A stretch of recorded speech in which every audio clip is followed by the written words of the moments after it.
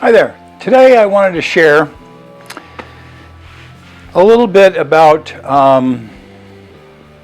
my guitar journey and what I've been thinking here lately and something that I did about it. I felt that I was accumulating a few too many guitars. And I know I'm probably not the only one that has that happen. Today's climate in the guitar market is one that is, it's harder to sell a used guitar today than it was 3-4 years ago. In the year 2020 with the pandemic, guitar sales took off because people were cooped up at home, had more time to play, record, practice, get better on their instruments, or take up an instrument to learn. So guitar sales just went through the roof, or started to go through the roof. And that remained that way for, I don't know, 3 years, something like that. Today we're in the middle of 2025, and starting about a year ago, used guitar sales mushroomed. Way more guitars than people looking for them, and so it was becoming more difficult to sell a used guitar at a good price for the seller. They had to be either a collectible guitar or something that was marked down low enough to make it more attractive than the rest of the guitars around them. So, with my guitar collection grown past what I was starting to feel comfortable with, especially when my hands have developed some arthritis and my playing has declined, my playing abilities have declined, it's even more difficult for me to want to pick up a guitar to practice on. That being said, I still love to play, I still love to record, things like that. I'm a basic player for the most part. I have my own style and I do my own thing on guitar, and I love to play it. But I had too many guitars. So I took a page out of Philip McKnight's book. He did a video on, I think he took about 2-3 guitars down to his local guitar center and traded them in towards something that he felt he might play a little bit more. So I'd thought about that a little bit. And we have a local guitar store here called Bullfrog Music. It used to be known as Valley Music. They made some changes. They had a move, name change was a part of that. And then it got sold to somebody else when the original owner decided to move elsewhere. So, as most small music stores, mom and pop type stores in existence, they go through changes and they go through cycles of maybe what brands they might offer, things like that. They might not be able to offer some of the top brands or the most popular brands because of a few things. You know, most of those upper end brands are asking the dealers to carry a lot of their inventory, and that's hard for a small dealer to do. I was a small guitar shop owner way back for a short while. It wasn't very long. So I understand that. I understand how that works. Anyway, so I took 2 or 3 guitars down to his local guitar center and traded them in towards something that he felt he might play a little bit more. So I understand that. I understand how that works. Anyway, so I took 2 or 3 guitars down to his local guitar center and traded them in towards something that he felt he might play a little bit more. So I understand that. I understand how that works. Anyway, I don't know, I think I loaded 6 guitars into my van, went down to Valley Music pretty early, walked in, and I looked around a little bit, and there were some guitars on the wall that were of interest to me. And so I talked to them a little bit. I went out, brought in some guitars that I was thinking about trading. And we made a deal finally, but it turned out that most of their used guitars on the walls were consignments that they really couldn't do anything with trade-in wise. They needed cash to be able to pay those guitars' owners when the guitar moved out. So that made me do some rethinking about what I might want. So I'm looking around and you know, what about this, what about this? And there was one guitar on the wall that I know that they've had for maybe 3 years, something like that. And it was one that was in a brand that they became pretty enamored by, called Sterling.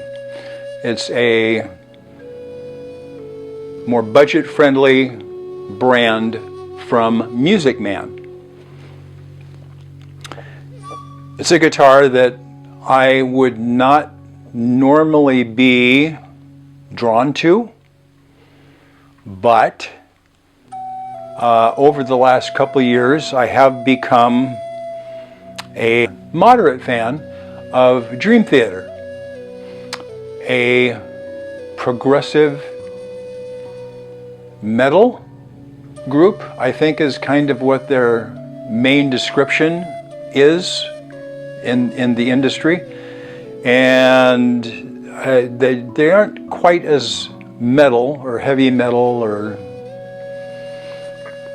whatever as some of the other heavy progressive bands are. A little tamer, no screaming that I'm aware of, or whatever you want to call that guttural aspect of some of those vocalists. So I asked them to pull down this one guitar that was way up in the corner. I just wasn't comfortable trying to reach it, pull it down off a hook. And the guitar in question was the Sterling by Music Man Majesty MAJ100 in a finish that they call Arctic Dream. And I'm not sure if this is coming up in the video here.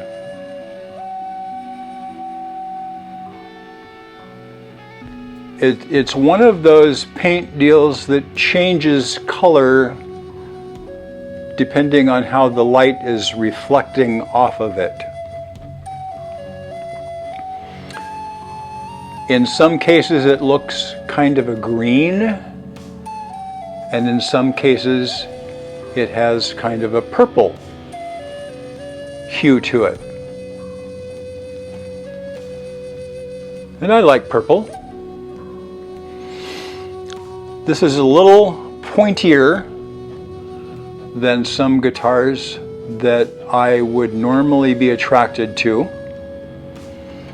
Rather severe or long upper horn, but the more I thought about it, the more this cutaway was enhanced for upper fret access.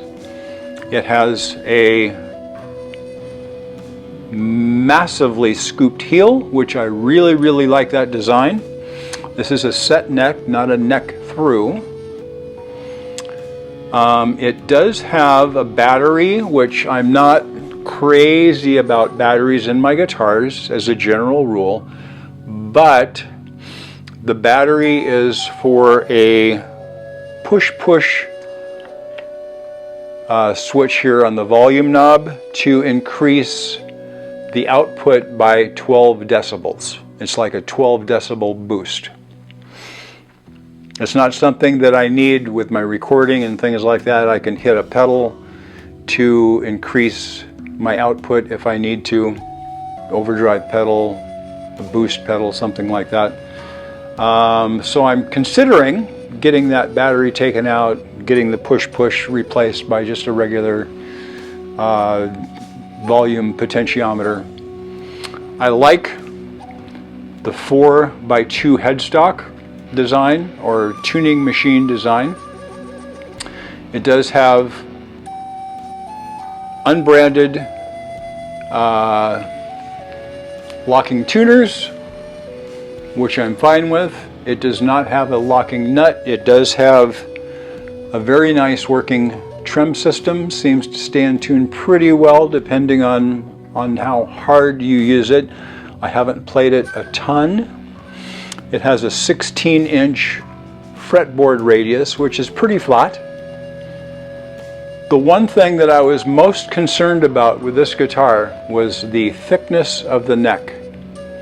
Most technical guitars or guitars designed with shredders in mind, I'm not a shredder, are very, very thin. Very, very thin necks. This one isn't. This one feels much more like a kind of a regular Strat-ish type neck to me and to my hands. And I was very surprised by that. And so I started playing it in the store, and just the feel of it and everything.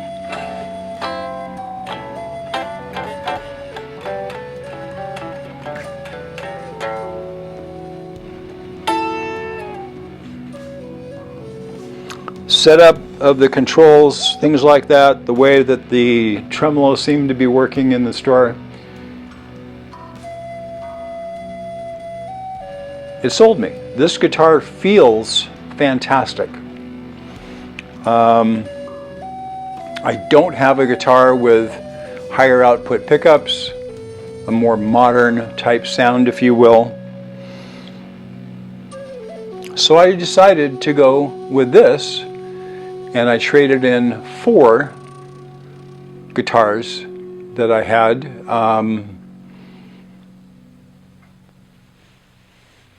One was an acoustic guitar that was kind of a mid-level guitar I bought new.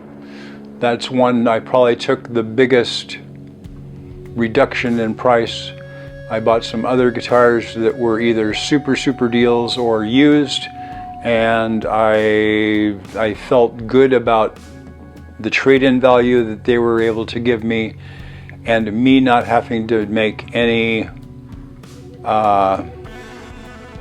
shipping deals. I didn't want to go through Reverb, just other things. So this made my life simpler to move other guitars out. 4 guitars replaced by 1. That is the least expensive Majesty that is sold. They had it marked at $11.29. It did come with a gig bag, which when you look at the Sterling catalog and things online now, they don't. So I did get a very beautifully heavily padded gig bag with this. And I'll show you that in just a little bit. I'll tune it up and be back with some real basic sound demos in just a minute. Hi there, we're back. Tuned up. And I'm going to start with just basic, clean type tones, and it's going to be through a Fender black panel style amplifier. Starting with the neck pickup.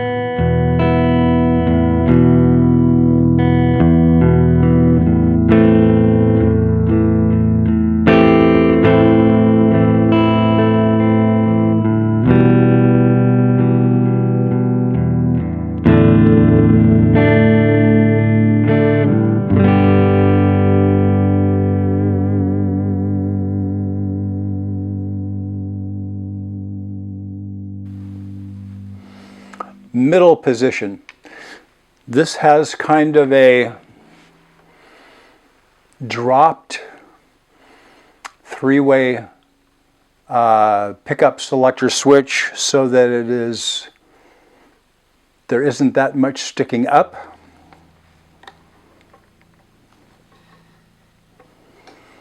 So if you're really strumming hard, it is less likely to get hit accidentally.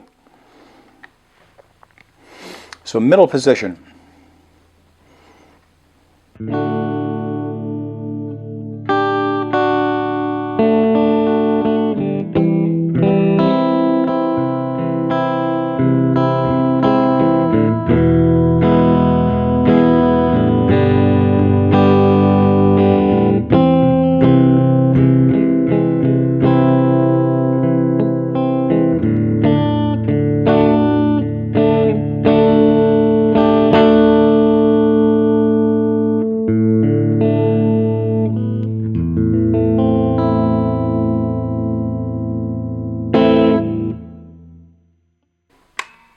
Bridge position.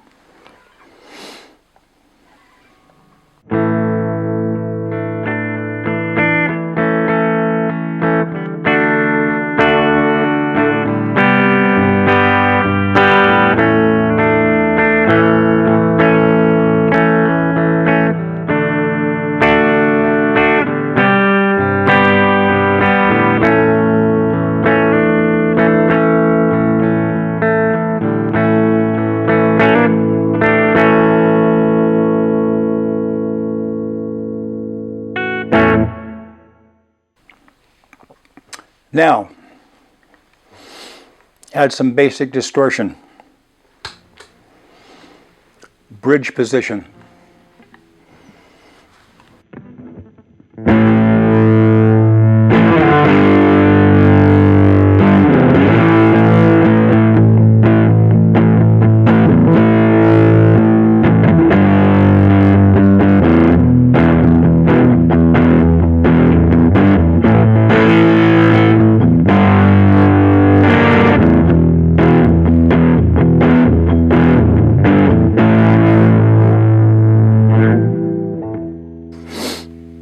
Middle position.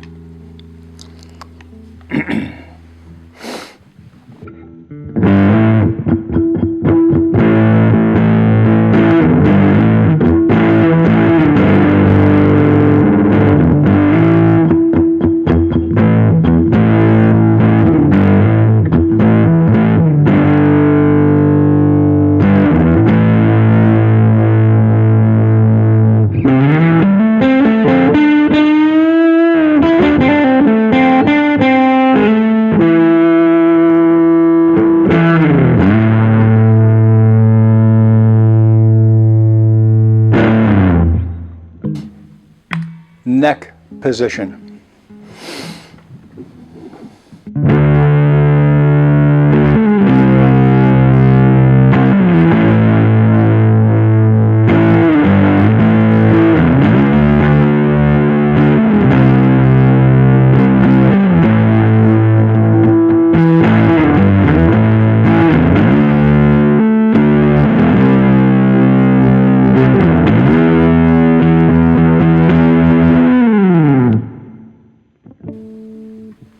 Not bad.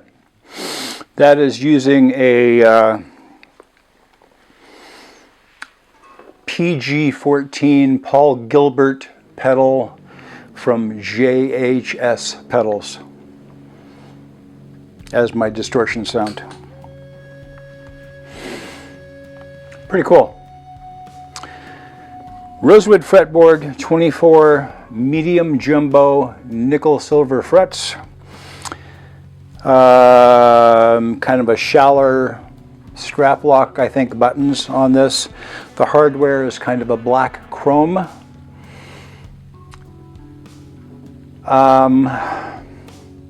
Supposed to have a 3-piece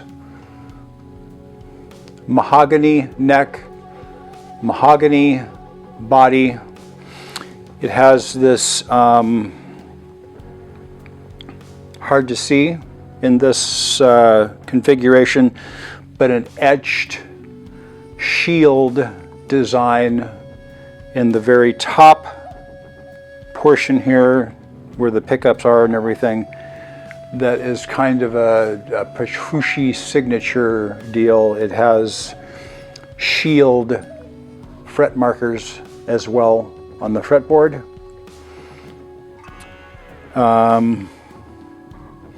Pretty high output pickups. I don't have anything to measure them with. I'll put all of those details down into the description box below this. And I'll show you the gig bag. Gig bag is one of those kind of a triangular-ish shape. Extremely, whoops, doesn't bend around and flop around. It's lots of padding, lots of padding. The pocket is kind of the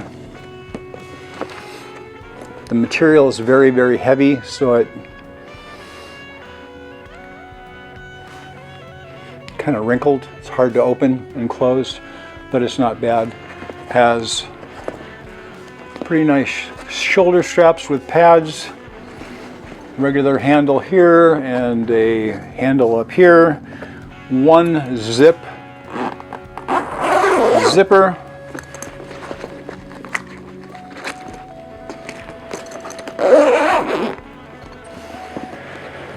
with a fairly plush lining all the way through. These are not offered anymore, standard with the guitar. And I think they took it away to help lower the price a little bit more, and or just to cut costs as prices go up, things like that. Anyway, nice gig bag. Nice gig bag. I don't think I have anything else that is quite as heavily padded as this one. Very, very nice. So, hope you enjoyed the video. As I said, it was basic sound samples. It's a guitar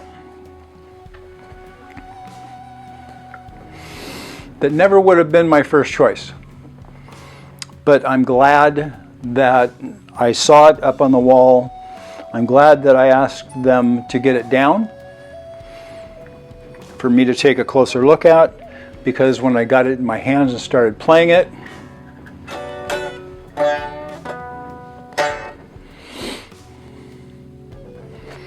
it was so much more comfortable than what I thought it was going to be. Very slightly rolled fretboard edges, very nicely rounded fret ends, an unbelievably comfortable neck joint to the body on that set neck configuration.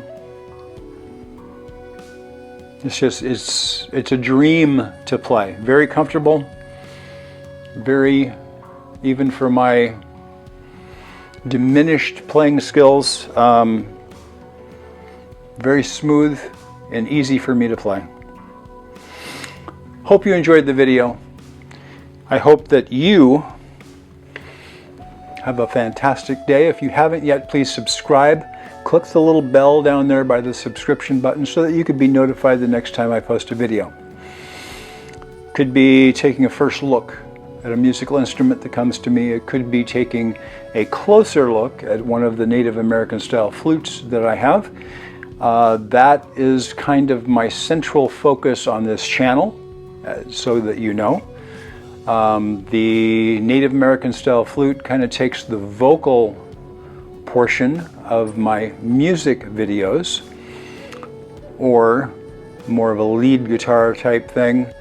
I do some lead guitar playing, and sometimes I kind of switch back and forth in my music videos.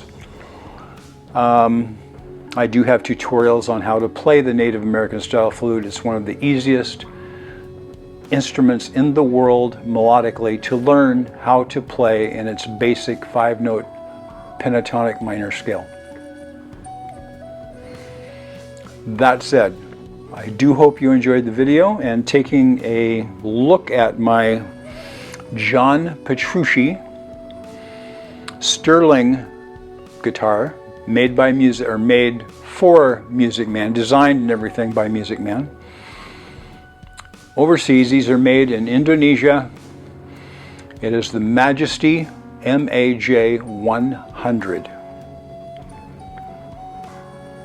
Thanks again for watching. Hope you have a great day. Take care.